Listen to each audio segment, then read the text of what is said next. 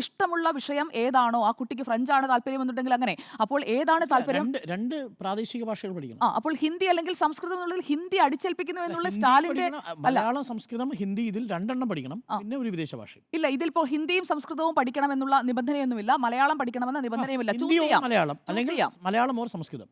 Choose ചെയ്യാം. നമുക്ക് ഇവിടെ വിഷയമല്ല, തമിഴ്നാട്ടിലാണ് വിഷയം. ഇവിടെ കേരളത്തിൽ അങ്ങനെ ഒരു വിഷയമില്ല. അപ്പോൾ ഇല്ലാത്ത ഇരുട്ടത്ത് കറുത്ത പൂച്ചയെ തപ്പിക്കുകയാണ് ഇവിടെ.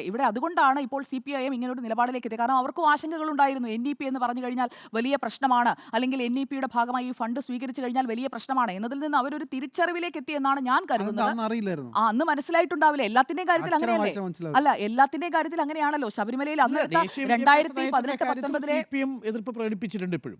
ദേശീയ വിദ്യാഭ്യാസ നയത്തിന്റെ ഭാഗമായിട്ടുള്ള ഒരു MOU സൈൻ ചെയ്യാനുള്ള തീരുമാനമെടുക്കുമ്പോൾ അങ്ങനെയാണെങ്കിൽ ഭാഗികമായി അതിനെ അംഗീകരിക്കുകയല്ലേ? അങ്ങനെയാണെങ്കിൽ ഒന്നുകിൽ നിങ്ങൾ മൊത്തത്തിൽ വേണ്ട എന്ന് പറയണം, അല്ല എങ്കിൽ ഞങ്ങൾ ഇതിനൊപ്പമാണെന്ന് പറയണം. ഇതല്ലാതെ യെസ് ഓർ നോ എന്ന് ചോദിച്ചു കഴിഞ്ഞാൽ ഓർ എന്നുള്ള നിലപാടെടുത്ത് നിൽക്കുകയാണ് ഇപ്പോൾ CPIM-ഉം സർക്കാരും എന്നുള്ളതാണ് ഈ വിഷയത്തിൽ ആർക്ക് നോക്കിയാലും മനസ്സിലാക്കാൻ കഴിയുന്ന ഒരു യാഥാർത്ഥ്യം. അതുകൊണ്ട് ഇവിടെ കാവ്യ വിരോധം കഥയായിട്ടൊന്നുമില്ല. പക്ഷേ കാവ്യ അണിഞ്ഞ സർക്കാരാണ് കേന്ദ്രം ഭരിക്കുന്നത്. കാവ്യയുടെ കാശ് ഞങ്ങൾക്ക് വേണം, പക്ഷേ കാവ്യയുടെ കൂടെ ഞങ്ങളില്ല.